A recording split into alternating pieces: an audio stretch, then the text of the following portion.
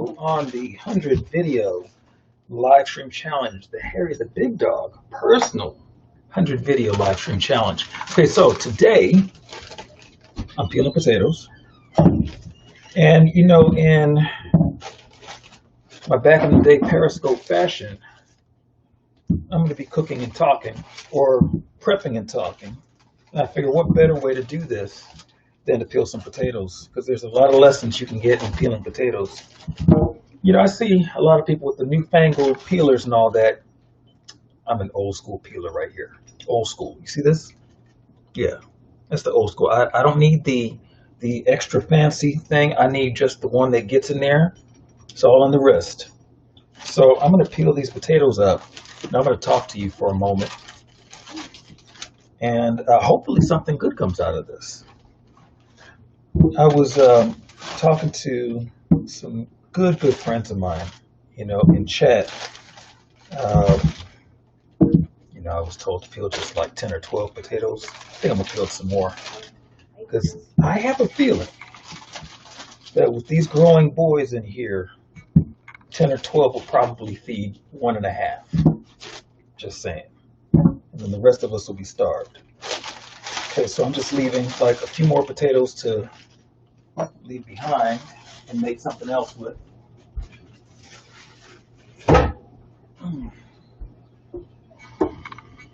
But you know, everything has a process. And everything should have a system that you do more than once. So when I peel potatoes, I have a process to it. I clean out the sink where I start the process, where I start to take the skin off, and then I wet down the potatoes. Now, I don't sit and see, it's going fast. I don't sit and take too much time on any one of the things, because I've got the system down, the process down, and so, you know, I'll get through these relatively fast. I actually enjoy peeling potatoes, and I enjoy working in the kitchen, mainly because it gives my mind a chance to think and the process, and to go over some things that maybe I might have missed, and I need to replay a lot of things in my mind. So potato gets peeled, put inside the colander, and then inside the colander is this bowl, or rather the bowl colander goes inside the bowl. The bowl is filled up with water, cold water, and that way the potatoes don't brown up. I don't know about you, but I'm not a fan of brown potatoes that have oxidized. So I'm getting that ready. And I'm also doing a lot of thought work.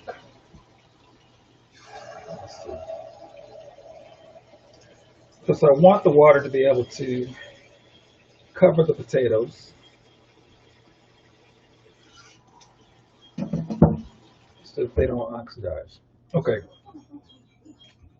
What's the alarm? Hey, son, do me a favor and shut that alarm for me, please.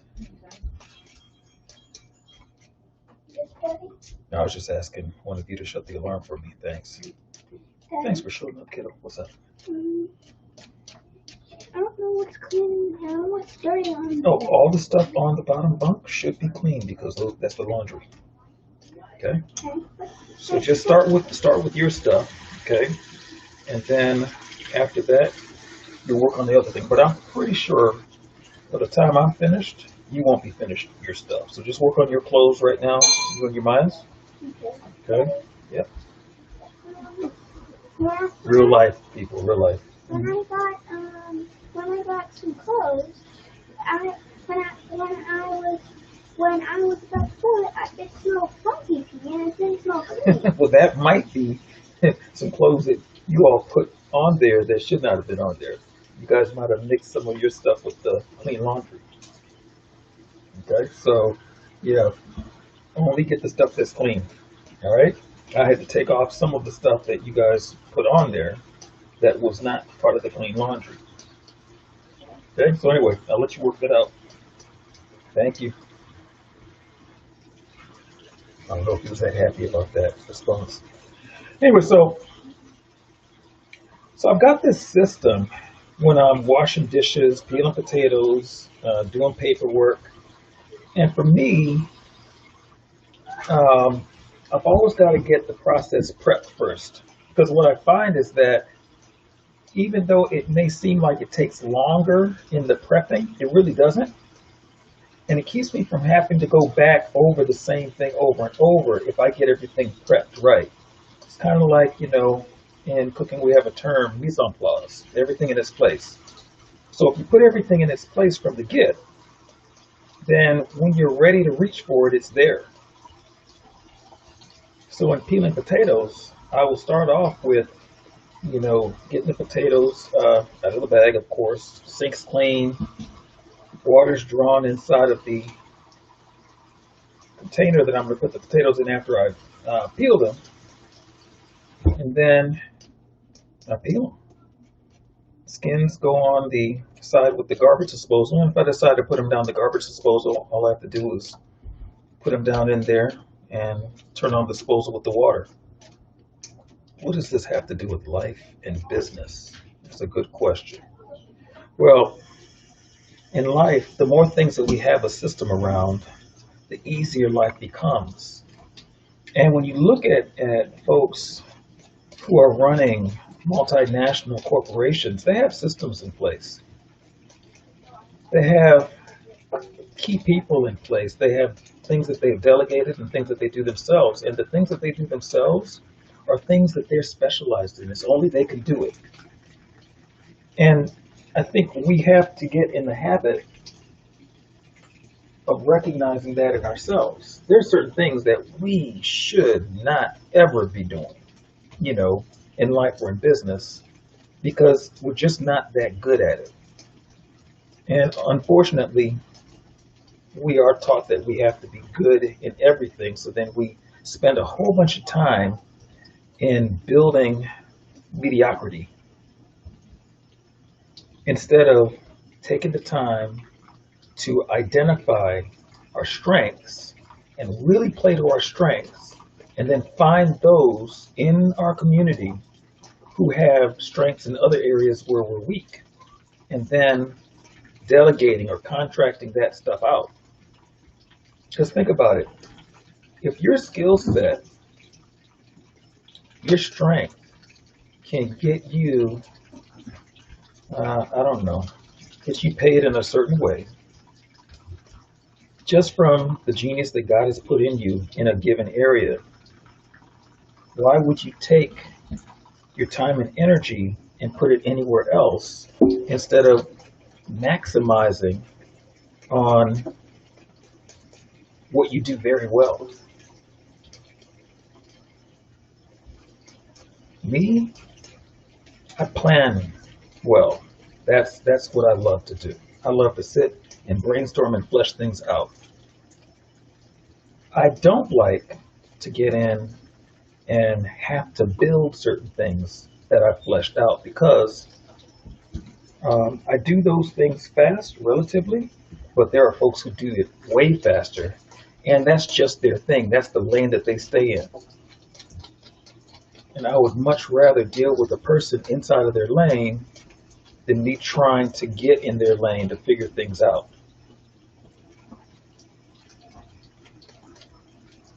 Probably should have gotten some onions and talked about peeling onions, because, we all have layers. Anyway, so I'm getting these potatoes prepped so they can be turned into a stew or a soup or home fries or something. I don't really know what they're going to be turned into. I just know that the request was for potatoes. I'm not cooking them today, but I'm the master peeler in the house. Nobody peels faster than I peel, and I enjoy it. It helps me think. So I'm curious, what do you have going on in your situation That's kind of like finding your strength, like mine is peeling potatoes. What is your strength? And what strength have you really thought about that you need to get yourself organized around? How can you maximize and optimize those strengths? Food for thought, pun intended. How do you maximize your strengths and not feel guilty about not being strong in everything?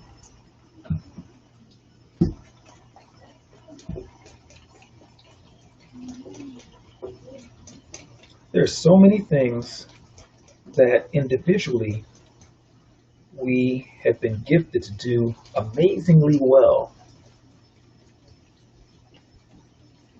And if we're in the wrong place, we get the wrong information where we discount those things and start to focus on not building upon our strengths, but trying to remediate our weaknesses. Not everybody is geared towards certain things. Not everybody's going to be a doctor. So why does everybody need to learn biology? Not everybody's going to be a farmer. So not everybody needs to learn agriculture. Not everybody's going to be a master potato peeler. But they need to get in my kitchen for that. So, whatever that is that your strength is, you got to look at it, and then you got to make a commitment to really leverage it. In the last video, I think it was the last video, I was talking about asking for help, but the help was a acronym. And it's an acronym that I've used for years. And I really believe that God gave me that acronym because help is honor every leverage point. I've been talking about this for, I'd say at least 5, maybe more years. You have to look at all the areas of access that you have. And then you've got to figure out, how do you maximize this? How do you maximize your network? How do you maximize your talents and skills? How do you maximize your income? How do you make sure that you are getting the most out of the dollars that come to your hands and that they don't go through your hands? I was watching some of Lynn Richardson's videos, Dr. Lynn Richardson, and I had to sit there and just think and take it in. It was so good and so practical. But we tend to miss the practical things in life. We overcomplicate things. And because we overcomplicate things, we make things that are very easy and should be very easy extremely hard. Instead of, and the word says, my yoke is easy and my burden is light. Now, I don't know if I'm taking that out of context. I don't think so. I think it applies to so many things. But we tend to make things a lot more difficult than they need to be because we start to focus in on the wrong aspects.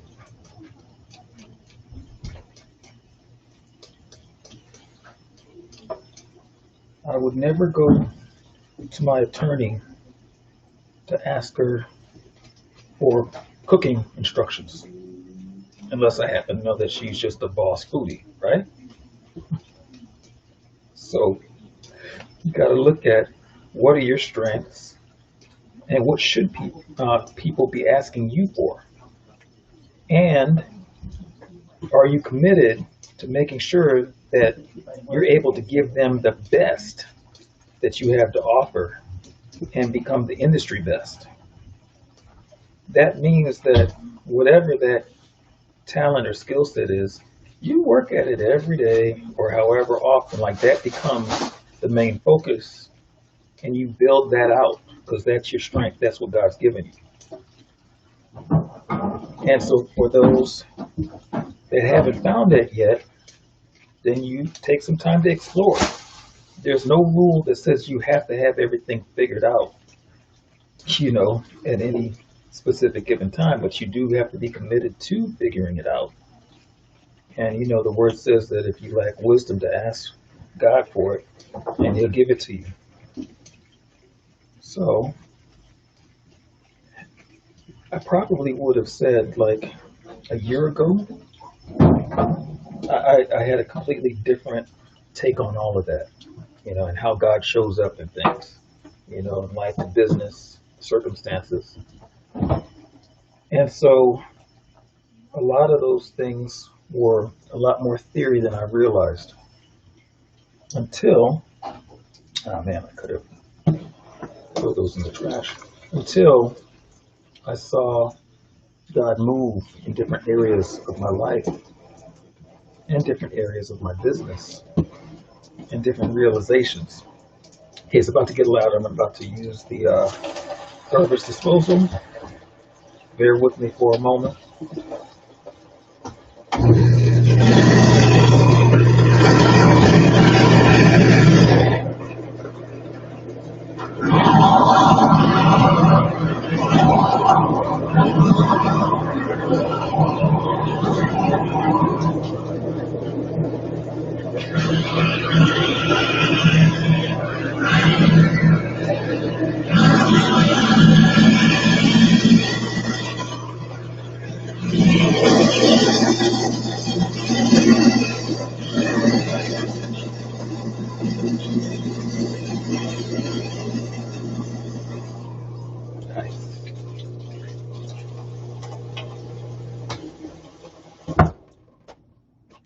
That was cool.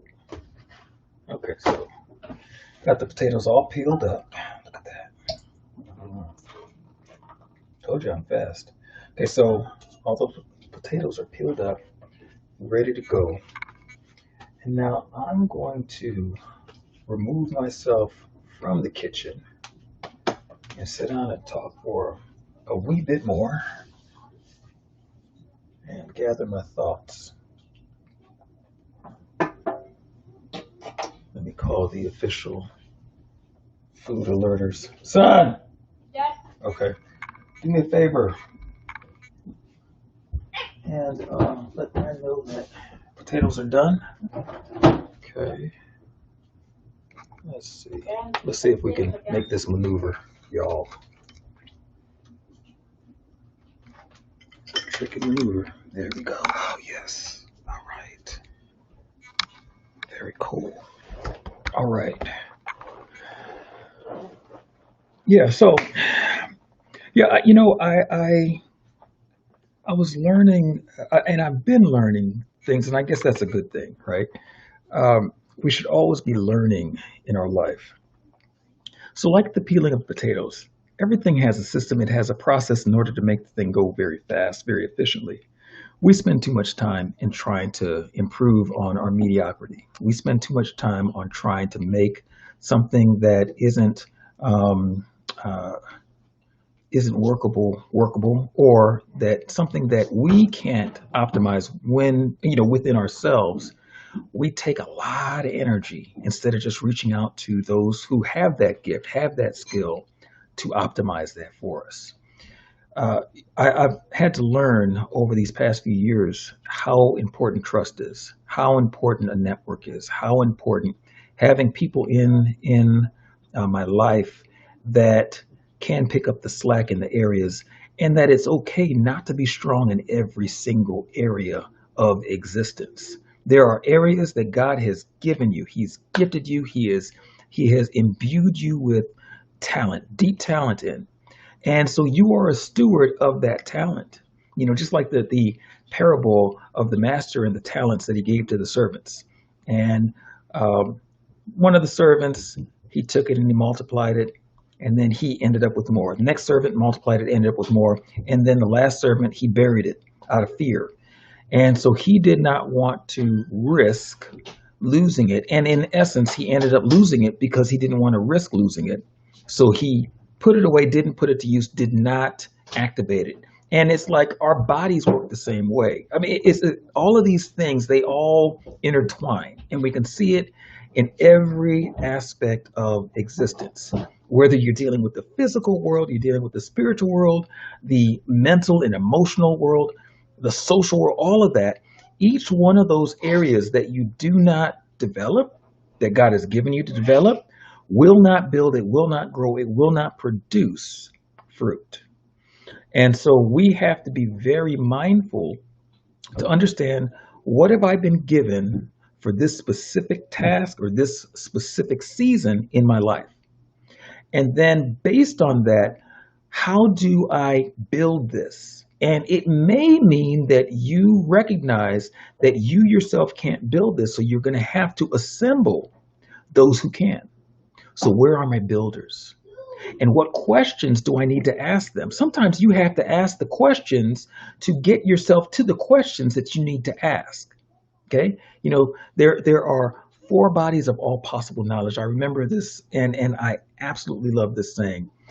And there's the things that you know, the things that you know you don't know, the things that you know that you don't know that you know, and then the things that you don't have a clue about, and even that you should know. So you're not even aware that they should be on your radar. And so you need to have people around you who cover different aspects, all the gamuts, in order for them to speak into your life, for you to know or to learn, hey, you know what? I see that you're wanting to get here. See, we're all clear on where you want to go. And I see you doing this. I've talked to you at length. I've gotten an understanding of what it is that you have and what it is that you don't have. And based on that and all that I know about you and where you say that you want to go, where you are destined to go, these are the things that you're missing. You need to speak to these people. You need to have these type of resources. You need to have these open doors. You need to do these type of activities. Okay, all of those things need to come together in order to equate to this end goal objective. If you don't have those in your life that can see into the blind spots that you have, we all have them. And I believe that that's why God created us, to be in a relationship and to be in community and to have people in our lives that will challenge us in a way that may irritate us even.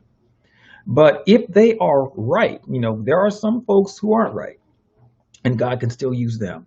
But if they're right and they are about sharpening our iron instead of dulling it, and we can grow from just gleaning from them and taking their information in, putting our pride down in order to operate, you know, in our fullness, what ends up happening is that we will grow and we will be challenged. We will be challenged on all levels, spiritually, mentally, emotionally.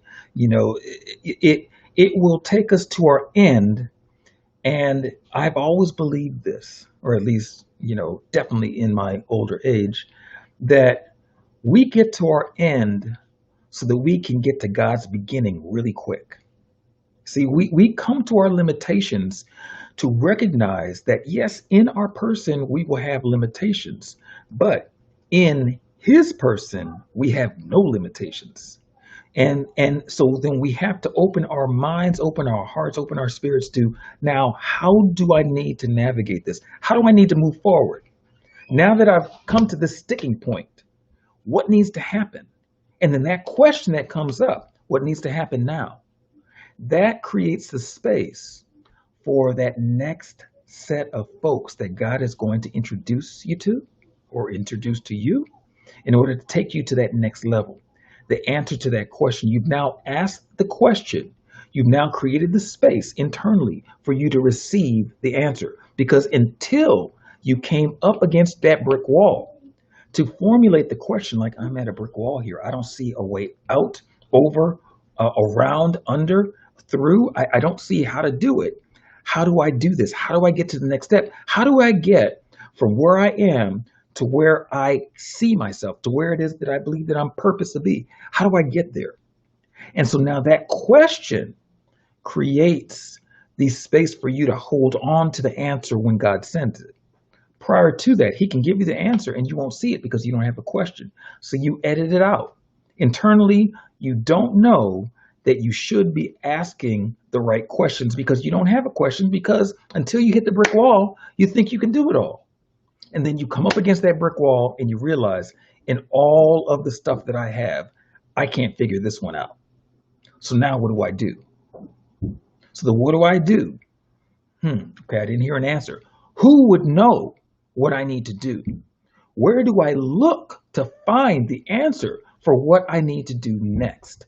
I want to get here. I am here. There's a big divide in between where I am and where I want to be or where I need to be, where I'm destined to be. So how do I get there? Who knows it? Where do I find them? And how do I go about asking the questions and getting the answers and the resolution that I'm looking for? How do I go about doing it? It's like peeling a potato. You start out with the potato in one form, and you know that in order for it to go to the next form, whether it's going to be a stew, it's going to be baked, it's going to be fried, turned into French fries, waffle, crisp, whatever. Whatever that is, you got to peel that potato first. And then you got to ask the questions, what do I do next? Who is qualified to get me to that next step? And then you sit back and you wait for that answer. You start, testing out different avenues. Okay, is it here? Is it here? Is it here? Where's the answer? Where's the answer, Lord? Where's the answer, Father? Tell me what the answer is. Show me. Make me hear what you're saying. Open my eyes so I can see the solution. Open my ears so I can hear the solution. Give me and put in my hand that I can feel the solution or the direction to go in.